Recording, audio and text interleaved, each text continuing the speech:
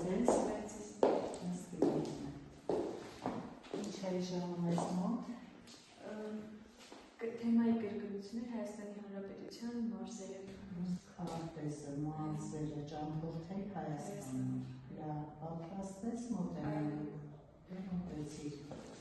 էկրանին, ում ներկայացրու։ Տեսնենք ինչ ես պատրաստում։ Այս տեսքով ներկայացնեմ հիմնական հասկացությունները։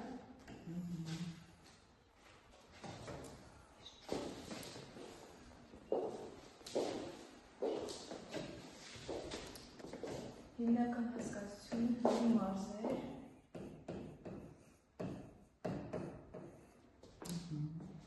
սունիկ,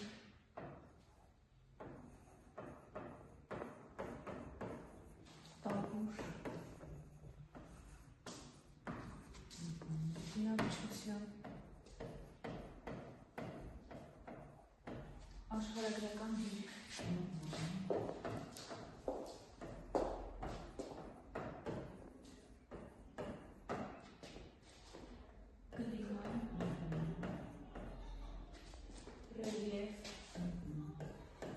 Եվ այսպես շարունակ, չէ, յուդեր, լջեր, քաղաքները, մարզերներ, աշխարհից հարթակողմա կներկայացնեմ դասը,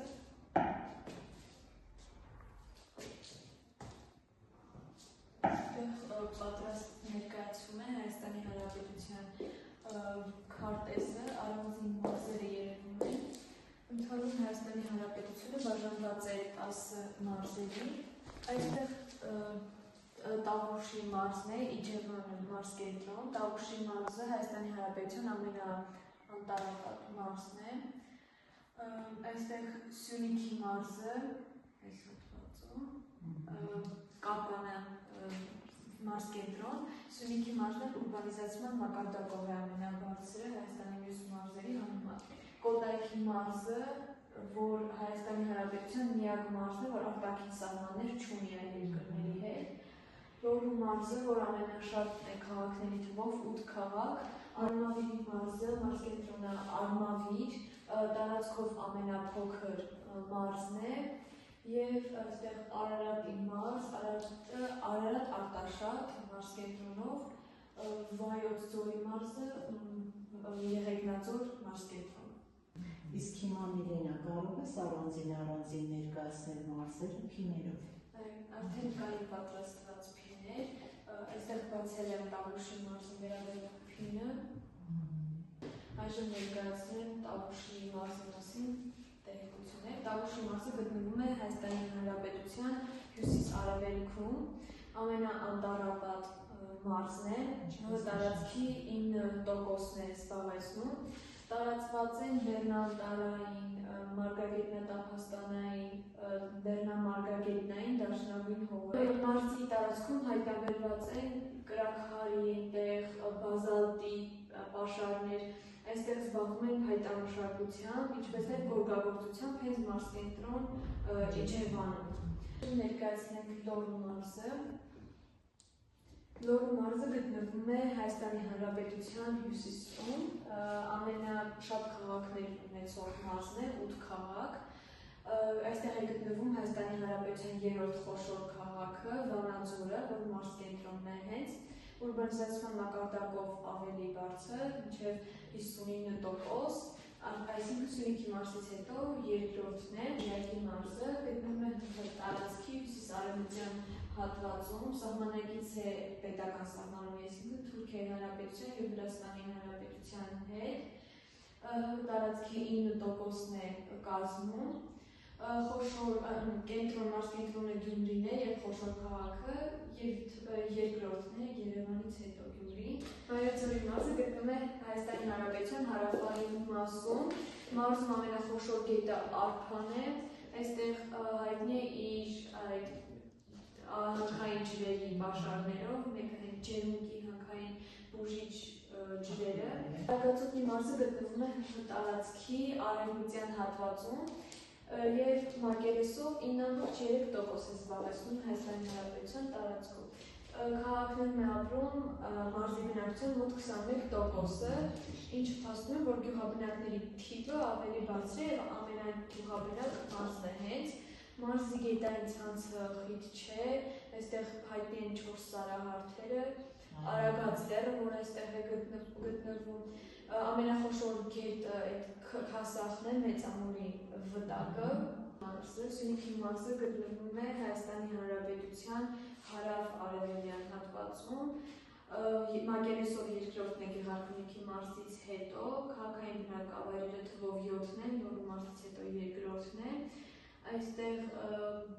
գտնվում է Ողջի գետը, Որոտան գետը, այնտեղ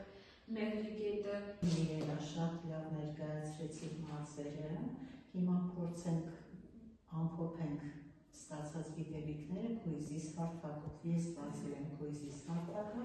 իսկ հիմա դու փորձի պատասխանել հարցերին։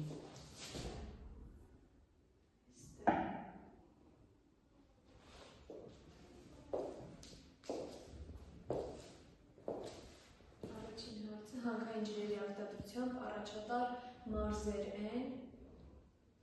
Կոտայքը եւ Վայոց ձորը։ Որ մարզին է բնորոշ գորգագործությունը եւ փայտամշակությունը Տավուշ։ Ճիշտ է։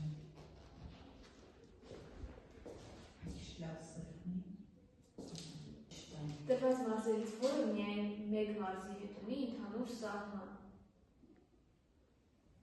Սյունիքի մարզը Վայոց ձորի հետ է սահմանում։ Ինչ տղային աշխատանքի հանձնարարված։ Սահի կաշարի միջոցով պետք է ներկայացնի խաղեր, որ ես եմ ստեղծել, կապված մեր թիմայի հետ։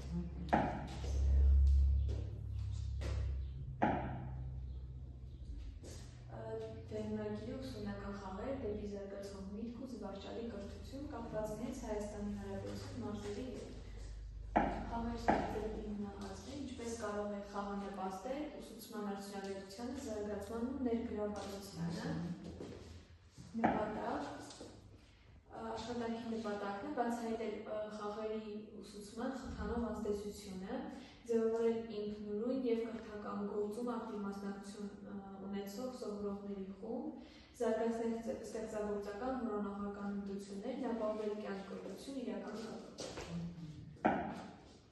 ակնկալվող վերջնարդյունքներն էին, կատարված աշխատանքը գրավիչ ու հետաքրքիր լինի մյուս աշակերտների համար, սովորողը տեսնի, որ ինքը կարող է բացահայտող եւ ստեղծող լինել, սովորողին խաղի միջոցով մղել, որոնել ու ձգտելու եւ համեմատելու հմտության, նպաստել աշխատանքում տեխնիկական միջոցների կիրառումը, ստեղծել աշխարհագրական խաղեր, որոնք կխթանեն ուսուցման գործընթացը։ Այստեղ պատկերված են աշխատանքի ընթացքի լուսանկարներ, սա մեր պատրաստի խաղն է։ Այժմ ներկայացնենք խաղի կանոնները։ Խաղ 1. Խաղացողը 40 վայրկյանի ընթացքում պետք է հավաքի Հայաստանի Հանրապետության քարտեզը փազլի միջոցով, միաժամանակ հնչեցնելով մարզի և մարզկենտրոնի անունը բարձրად ձայն, հաղթողը համարվում այն մասնակիցը, ով անսխալ կատարում է առաջադրանքը, այստեղ էլ փազլի տեսքով։ Մյուս խաղը, խաղացողը աղյուսակից շփոթում է որևէ թիվ, որի տակ պահված է լեռնաշղթայի անունը, պետք է գուշակի, թե որն է այդ լեռնաշղթան։ Յուրաքանչյուր սխալ պատասխանի դեպքում կորցնում է ճիշտ պատասխաններից մեկ միավոր, հաղթում է այն մասնակիցը, ով կվաստակի ավելի շատ միավորներ։ Եվ խաղ 3. Խաղացողը պատահականության սկզբունքով պետք է ընտրի Հայաստանի Հանրապետության որևէ պատմամշակութային կոթողի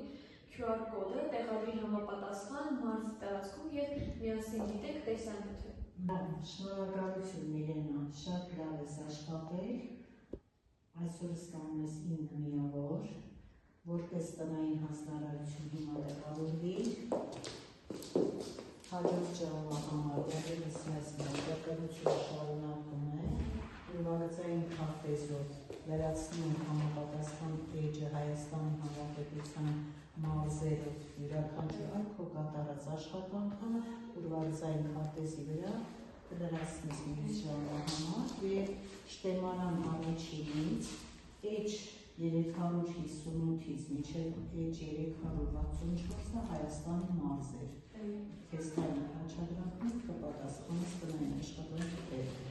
Շնորհակալություն, ստեսություն, ինչ հանդես։